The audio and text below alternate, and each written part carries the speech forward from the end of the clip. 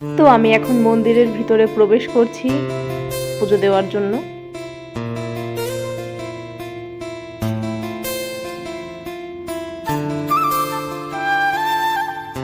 আমরা শুধু নিজেদের কথাই ভাবি বলো?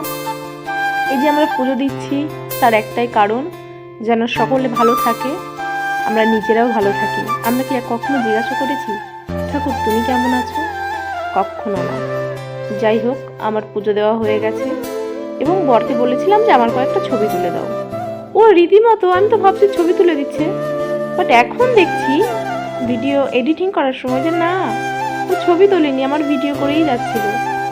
যাই হোক, ওখান থেকে আমরা দুজন আবার চলে এলাম দুঃখারারনাথ মন্দিরে।